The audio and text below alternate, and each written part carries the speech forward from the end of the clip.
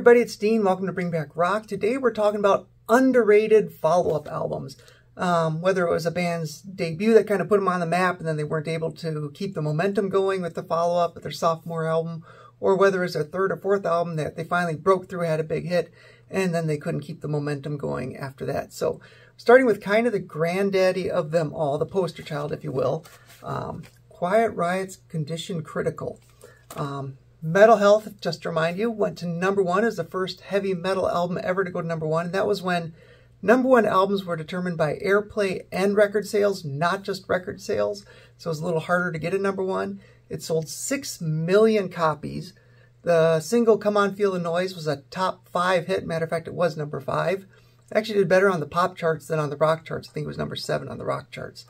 So it sold 6 million records. Everybody thought Van Halen was going to kind of open the floodgates for the LA bands, and it didn't happen.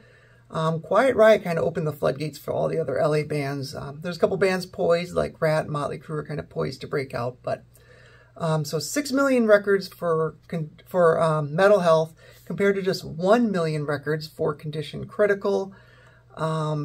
I think the top couple albums on Metal Health are better than the top couple songs on Condition Critical, but overall I think they're pretty comparable records. Maybe Metal Health just overachieved, but compared to Metal Health, Condition Critical, definitely an underachiever, underrated, and deserves another listen. Definitely a party rock album, nothing serious on it. You know, songs like Stomp Your Hands and Clap Your Feet and Party All Night, etc. But definitely a underrated follow-up record. All right, next, let's see what we have. Autograph. Now, Autograph, most people know. David Lee Roth saw them. They ended up opening on the Van Halen tour, and they released the album Sign In Please, which went to #29 on the Billboard charts, mostly on the single Turn Up the Radio, which really has become kind of a classic of that era.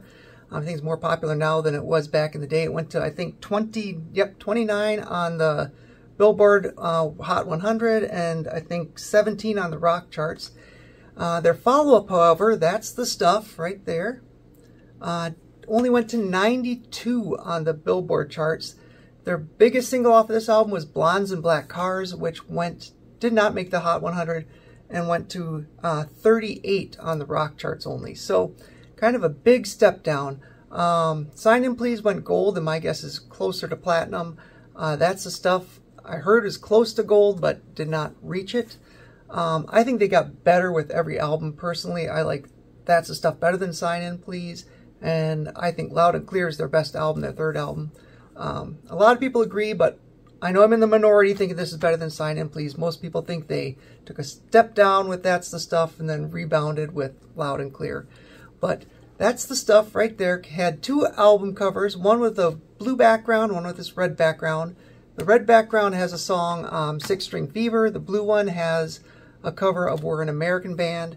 And like I said, if you like the first album, if you like Turn Up the Radio, listen to their next 2 albums as well. I think they're definitely underrated. All right, what we got next? All right, next I chose this album. I don't have it on vinyl. Stiletto by Lita Ford. There you go. There's a follow-up to her self-titled album, Lita, which went to #29 on the Billboard charts. Stiletto only went to 52. Lita had 2 big hits off of it. Kiss Me Deadly went to #12, and the duet with Ozzy Osbourne went to #8, Close My Eyes Forever. So I understand those 2 songs are great. I love those songs. I understand the popularity of the Ozzy song, and Kiss Me Deadly was excellent. Great video, too. But from top to bottom, you know, I'm a huge fan of her album Dancing on the Edge. I thought it had a lot of fire. I thought it had great songs. I just loved it. I was really looking forward to her follow-up, The Bride Wore Black, which didn't happen. Eventually, her follow-up album ended up being the Lita album, which went platinum and was her most popular. But I personally, other than those 2 songs, I didn't think it was definitely not as strong as Gotta Let Go. I thought Stiletto was actually the better album, top to bottom. And the follow-up to this one, Dangerous Curves, even better yet. A little more commercial, but really great songs in that one, too. So, next one I chose was this one, Stiletto by Lita Ford, as the follow-up, the underrated follow-up to her self-titled album. All right, the last album we're talking about today is this one, Out of This World by Europe. Again, don't have it on vinyl. It's the follow-up to their huge album, The Final Countdown, which is actually the third album they released, but it's their big breakthrough in the US. It went to number 8 on the record charts.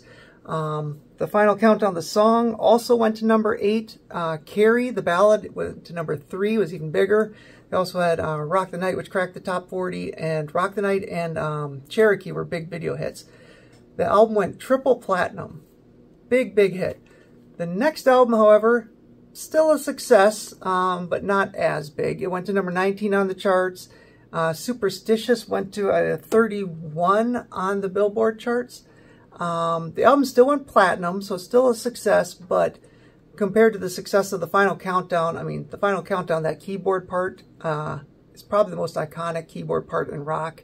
Could probably argue Jump maybe would be up there too. There's other iconic ones like Runaway or Rainbow in the Dark, but nothing to the level of either Jump or The Final Countdown as far as the keyboard part.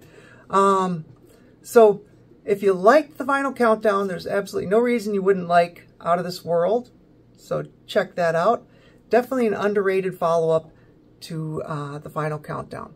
All right, so that's it. I had one more written down, but I'm only doing 4 today. I'll probably do a couple of these videos because there's so many underrated follow-ups and underrated albums. I'm going to do some underrated albums too. But that's it for today.